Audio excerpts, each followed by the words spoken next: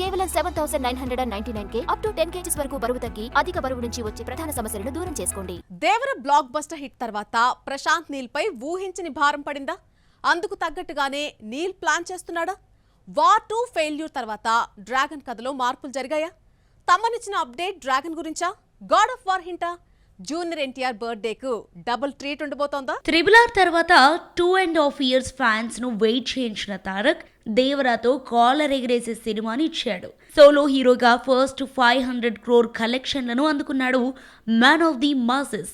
దీంతో ఆటోమేటిక్గా ఈ టార్గెట్ డ్రాగన్ ప్రాజెక్టుకు బెంచ్ మార్క్ అయి కూర్చుంది. ఇది ప్రశాంత్ నీల్ పై ఊహించని భారం పడేలా చేసింది. ఇలాంటి పెద్ద పెద్ద టార్గెట్స్ క్యాష్ చేయటం నీల్కు వెన్నతో పెట్టిన విద్య. కానీ బఘీర్, వార్ 2 ఫెయిల్యూర్ నీల్ను టెన్షన్లో పడేశాయి. తన ఫస్ట్ మూవీ హీరో శ్రీ మురళిని పాన్ ఇండియా స్టార్ చేద్దామని బాధ్యతలు భుజానకెత్తుకున్న నీల్ మామ బఘీరాకు స్టోరీ అందించాడు.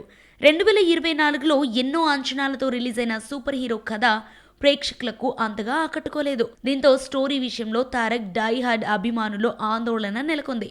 అంతలో వార్ 2 రిజల్ట్ కూడా కథలో మార్పులు చేయాల్సి వచ్చింది. Tarak transform, cinema delay, project వాయిదా ఫ్యాన్స్ లో గందరగోళానికి గురిచేసింది. కానీ రీసెంట్లీ వచ్చే ఏడాది జూన్లో రిలీజ్ చేస్తామని ప్రకటించగా కాస్త ఊపిరి పోసుకున్నారు ఫ్యాన్స్.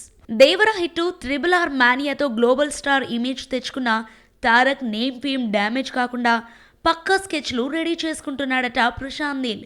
కన్నడ సెన్సేషన్ రుక్మిణి వసంత్ హీరోయిజానికి ఏమాత్రం ఎలివేషన్స్ తగ్గకుండా జాగ్రత్తలు తీసుకుంటున్నాడని సినీ సర్కిల్లో వినిపిస్తోంది. మరి ఇంత హై పుట్టిస్తున్న ప్రశాంత్ నీల్ తారక్ అభిమానుల్ని సాటిస్ఫై చేస్తాడో లేదో. ఇక తమన్ తాజాగా పంచుకున్న పిక్ డ్రాగన్ గురించా, గాడ్స్ ఆఫ్ వార్ ప్రాజెక్ట్ గురించా అనేది తారక్ బర్త్డేకు తేలిపోనుంది.